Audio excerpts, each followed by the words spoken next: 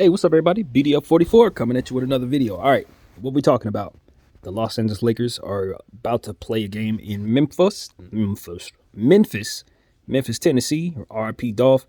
And it's going to be something that's going to be a challenge, to say the least.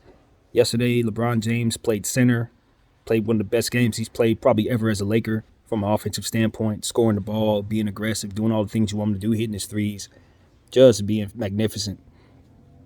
But unfortunately, I'm afraid that was fool's gold, because we definitely do not want the Lakers getting used to playing LeBron James at the center.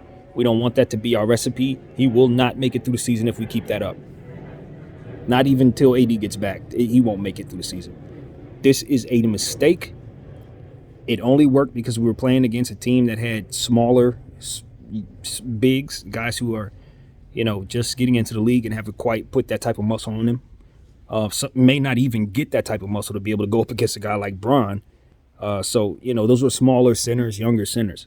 Tonight, that ain't what he's going to be going up against. He's going up against Steven Adams. Steven Adams, a real center, a young center, someone who's been in this league, who looks to bang, who looks to pull down boards, and looking to dish out punishments to regular centers. So he's going to dish out punishment to power forwards and small forwards who are trying to guard him. If we think we're going to get away with running LeBron James and Carmelo Anthony at the center and power forward tonight, we're going to get our hats brought to us in a very horrible way. Now, I understand that the Lakers go small ball 100% of the time. It's not my preference here. Personally, I like size. I grew up on size. Shaq and Kobe, Powell, Bynum, and Lamar. We win championships when we're big. This team has a mantra about wanting to go small, and it is just, I think, probably the number one reason why our record is as it is. Because I really do believe a lot of the problems that we have with our defense, our guards struggling, stuff like that, it's because we never have a center on the floor. Like, literally never. So you have LeBron James trying to jump up and block shots and swat, shots away, which is fine, but it's not something he's going to make a living doing night in and night out. And I just think the Lakers are asking him, particularly, to do far too much than what he should be doing in year 19. I expect him to keep it up. He's a super duper star of the highest order, one of the greatest athletes the world has ever seen. And he can make a lot of things happen out of nothing. We've seen that his whole career. But this right here is ridiculous. Him running the center position at year 19 is an absolute it's an embarrassment for the Los Angeles Lakers to have put him in this situation. You acquired this guy. You spent $600 million on this roster, and you don't have a legitimate roster for him to run with.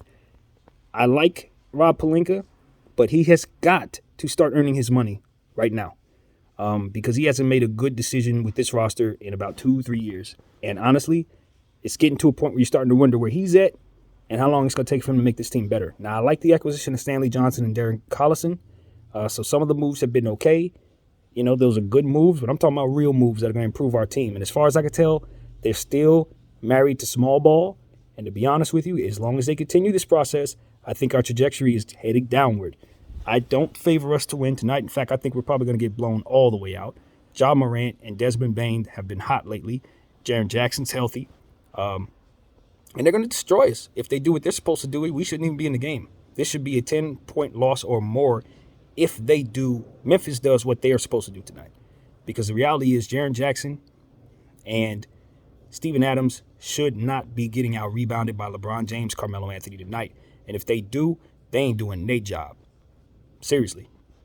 They should be embarrassed if the Lakers beat them on their home floor tonight with the type of roster and stuff out there that we're running, struggling against the Houston Rockets, who's literally the worst team in the Western Conference, even though we know for a fact, talent-wise, that is not the case. They're just a young team that doesn't know nothing about nothing, and then they're going to bump their head along the way. But when they get to where they're going, we suspect they'll be one of the best teams in the world. However, they're about 5 years from that, and it took all of our best offensive play. 7 players in double figures, 4 players with double digits. You're never going to get that again. Carmelo Anthony's not going to be doing that tonight. And if he does, great. But you don't expect it the night after. Russell Westbrook, 7 turnovers yesterday. The team only had 12. That was something I didn't realize because the stat sheets that I look at never want to tell personal turnovers, which really frustrates me when I click on all these different things and don't see that stat. But that was the case. That is something that obviously can't happen tonight against a much better defensive team in Memphis. It's all doom and gloom, y'all. If you look at it from a basketball standpoint, there should be no reason why we don't get blown out tonight. I'm just going to be honest with you. As long as we're running small ball stuff against them two centers, them two, Steven Adams and Jaren Jackson, they going to make you pay. And if they don't, like I said, there's something wrong with them. Desmond Baines, he's hot. He should go off for 20 plus tonight. Ja Morant should go for 40 plus and a triple double. We're one of the worst defensive teams in the league. And nothing about last night made me feel any better about that. All we did was stop the bleeding on a losing streak just to start another one as far as I'm concerned. So, yeah, it's doom and gloom. I'm a Laker fan. I ain't never going to sit up here and lie about whether or not my team's any good or any bad. When we're at the top of the mountain, I'm telling y'all, we're at the top of the mountain, nobody can beat us. When we're at the bottom of the mountain and we can't beat anybody but the Houston Rockets, I'll tell you that, and that's exactly where we're at. We can't beat anybody but the Houston Rockets. Unfortunately, tonight, the game is in Memphis, so we're going to have to deal with that. Now, the positive things, because there's plenty. There's actually plenty of positive things. First of all, Lakers have been shooting better from three-point line as of yesterday. Now, previously, before that, we were shooting like 20% a game for like 3 games straight. No coincidence that we lost those games. We did have less turnovers without Russell's 7 turnovers. We had 5 as a team. That's really good. That's excellent, actually. So that was something we could be encouraged about, even though the Houston Rockets are literally one of the worst defensive teams in the league. So you would expect to have lower turnovers against a team that ain't going to force any. So that's not the case tonight. Memphis is a extremely good Western Conference quality team that can win with or without Ja Morant. And they won't have Brooks this evening, but it won't matter because they have a deep team with young players that know what they're doing, a system that they can, pick and plug players out of their bench and continue to play it the same way. And that's why I think they're going to be a good playoff team this year. I expect them to get out the first round. So, yeah, that's what I think, man. I'm higher on Memphis than most, to be honest with you. I have been all season, and I just don't expect us to have any success against them in their home floor tonight. None. And I'd love to be wrong. And if I'm wrong, I can't wait to be wrong. I can't wait to come back here and say, yeah, they made me look stupid by saying all of that. They beat the Memphis Grizzlies, blah, blah, blah. But I know basketball. I know when a roster is going up against another roster and what that roster will need in order to go up against that roster.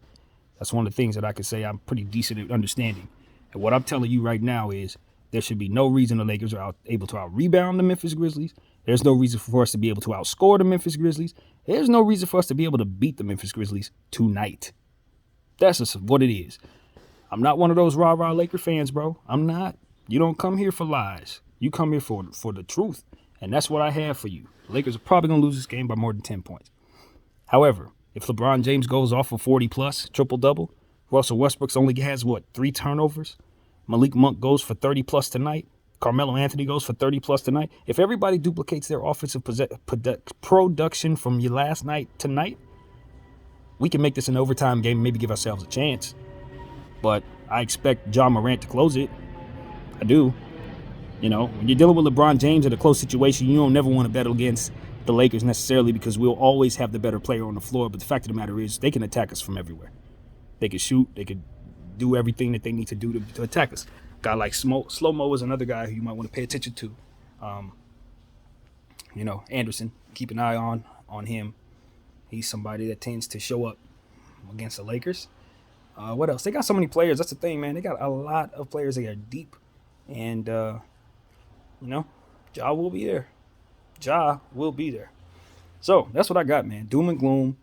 I'm going to watch as much of the game as I can. I was really excited to see yesterday's game and enjoyed yesterday's game, rather. And I'll give it a shot today, My whole thing is when the Lakers suck, I keep one ear to them and 2 eyes off them.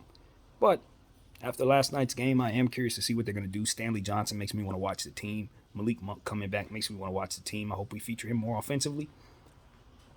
And there's one more thing I think the Lakers should consider doing. We got away with Russell Westbrook last night playing the fourth quarter. He only had 1 turnover in the fourth. That was really good.